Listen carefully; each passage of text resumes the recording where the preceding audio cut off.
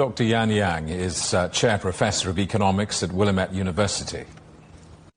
Well, I think the evidence has suggested that, China's financial deepening and opening have been working very well in the sense that, RMB now, according to Pan Gongsheng, the central banker, is now the second largest trade finance currency. The RMB, of course, was included in the SDR, the currency basket, and it is also increasingly being used, especially in China, for the cross-border payments. So I think China has able to promote the internationalization of RMB uses in a graduate and also very secure manner that we haven't seen any major financial turbulences as China is in a very calibrated way to open up its financial sector to the rest of the world. Well, the rest of the world is watching with interest, obviously, foreign investors in particular. What other policies might be brought in for foreign investors?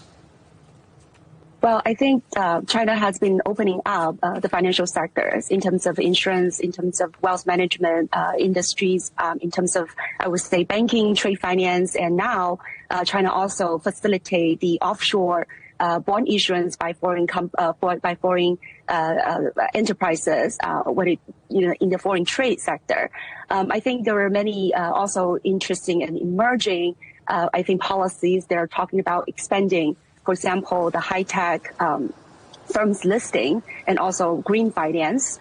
So I think all of these areas are in a way open to the foreign investors in a limited way, of course, in a pilot, in experimental way, that as China always do, right, in the sort of gradualism approach.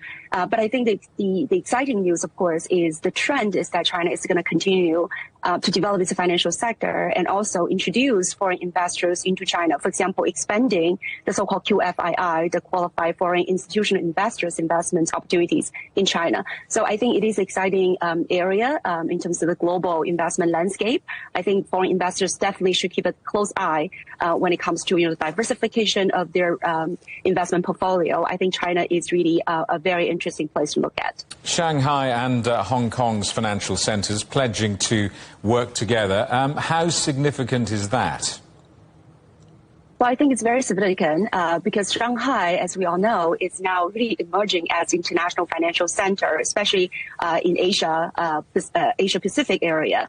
And I think, Beijing, of course, is the political center. It is also where, treasuries, the Ministry of Finance, in China's context, and the central bank are at. And so I think the close coordination between this financial center and the political and policy-making center really indicate, this policy coordination, which is, I think, very important to streamline all these policy implementations, but also to get really coherent regulatory framework. So I think this is, again, a very important, I would say, milestone to indicate, China's determination and the very effective measures to improve its fiscal policy, monetary policy, financial regulations, and also really with the efforts to promote the RMB internationalization.